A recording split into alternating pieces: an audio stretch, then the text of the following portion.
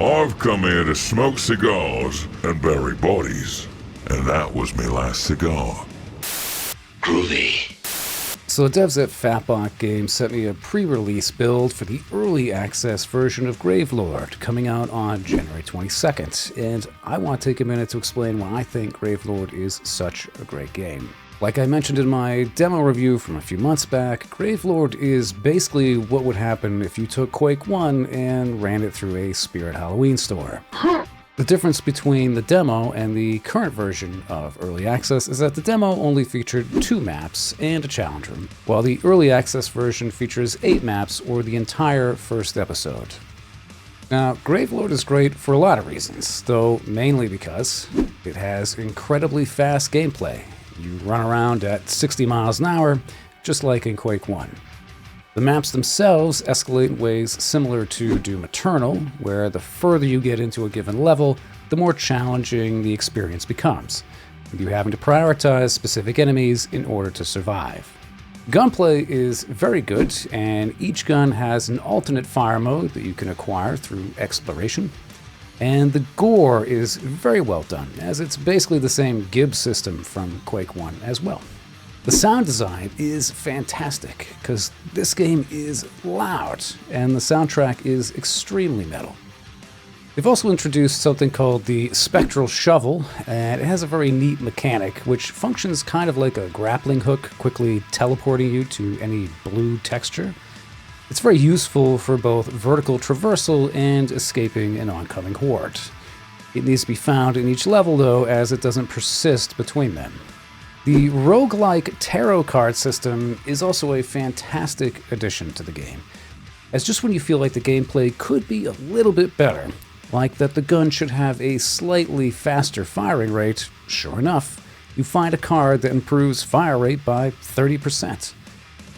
There are generally 3 or more cards to be found per map, and you can hold up to 3 at a time.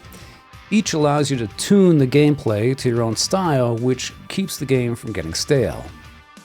The humor is also very good, with the Gravedigger himself throwing out quips like some kind of Victorian-era Evil Dead Ash mixed with Duke Nukem.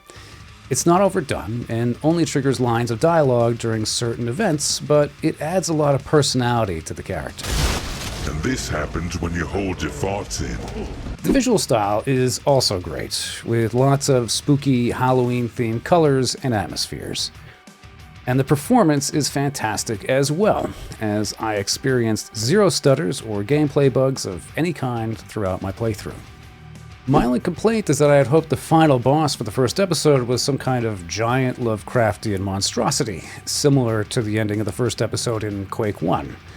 While there are some bosses with health bars in the final confrontation, it'd be great to see some enormous bosses in the finales of the future 2 episodes.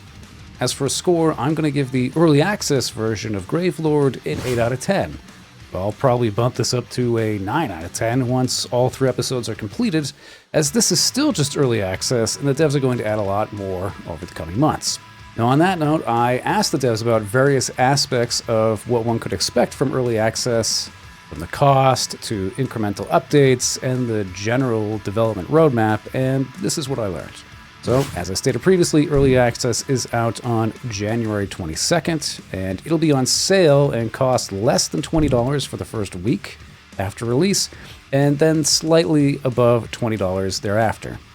Early Access is going to include the entire first episode, or 8 maps, and development is intended to be complete by spring of 2026 for all 3 episodes.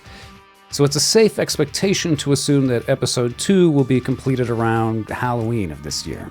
Paying for early access means you will get access to future episodes as they're released with no additional costs per episode. And the devs are aiming for over 10 hours of total playtime for the final release. Episode 1 took me about 4 hours, so that seems on point. There will also be a level editor included with early access, so if you can't wait for more episodes to be released, you can make your own maps to sate your bloodlust in the meantime. Overall, I'd say Gravelord is up there with the ranks of Cultic, Hrot, and Fallen Aces in terms of being a very polished boomer shooter with a great concept. If you enjoyed any of those aforementioned games or supported their early access versions, then I do suggest supporting Fatbot Games here as well.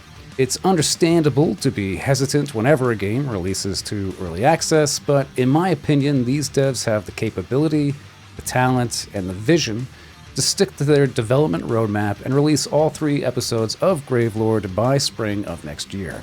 So if you're a fan of Quake 1 or any of these other great recent boomer shooters, definitely pick up Gravelord when it releases to early access on January 22nd.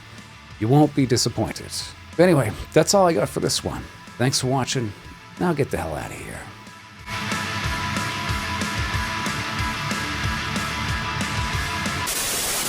But this is one of them.